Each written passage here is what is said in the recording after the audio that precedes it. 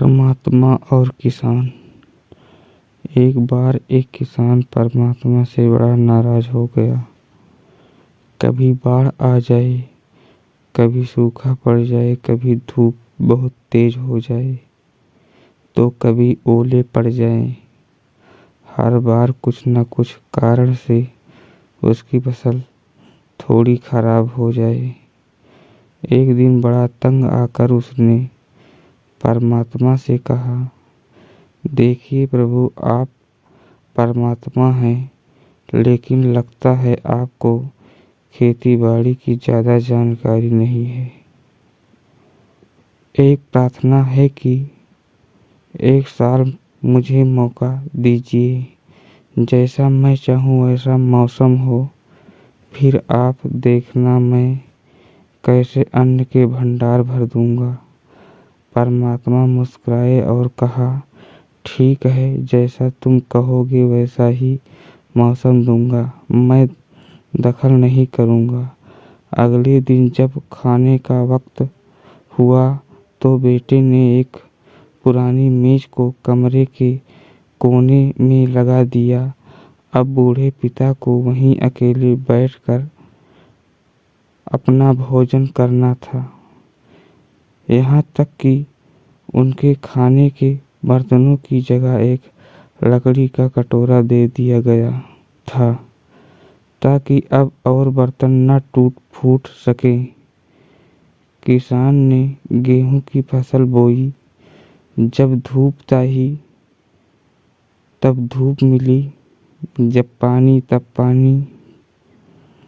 तेज धूप, ओले, बाढ़, आंधी तो उसने आने ही नहीं दी। समय के साथ फसल बढ़ी और किसान की खुशी भी, क्योंकि ऐसी फसल तो आज तक नहीं हुई थी। किसान ने मन ही मन सोचा, अब पता चलेगा परमात्मा को कि फसल कैसे करते हैं। बेकार ही इतने बरस हम किसानों को परेशान करते रहे। फसल काटने का समय भी आया। किसान बड़े गर्व से फसल काटने गया, लेकिन जैसे ही फसल काटने लगा, एकदम से छाती पर हाथ रख कर बैठ गया।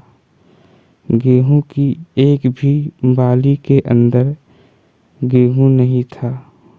सारी बालियां अंदर से खाली थी।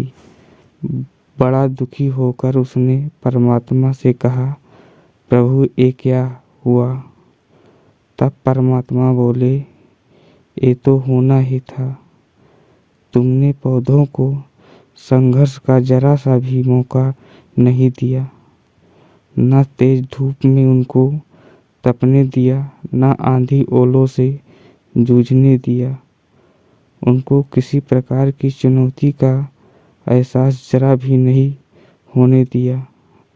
इसलिए सब पौधे खोखले रह गए।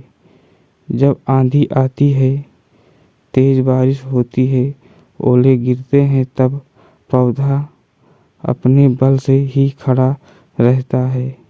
वो अपना अस्तित्व बचाने का संघर्ष करता है, और इस संघर्ष से जो बल पैदा होता है वही उसे शक्ति देता है, ऊर्जा देता है, उसकी जीवटता को उभारता है।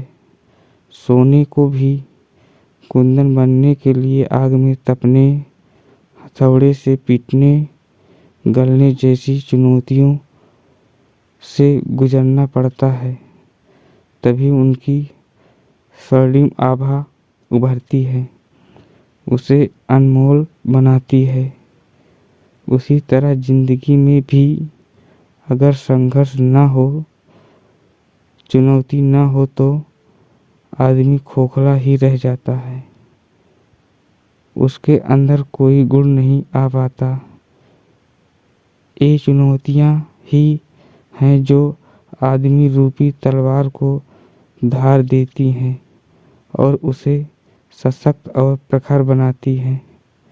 अगर प्रतिभाशाली बनना है तो चुनौतियाँ तो स्वीकार करनी ही पड़ेंगी, अन्यथा हम खोखले ही रह जाएंगे। अगर जिंदगी में प्रखर बनना है तो प्रतिभाशाली बनना है तो संघर्ष और चुनौतियों का सामना तो करना ही पड़ेगा।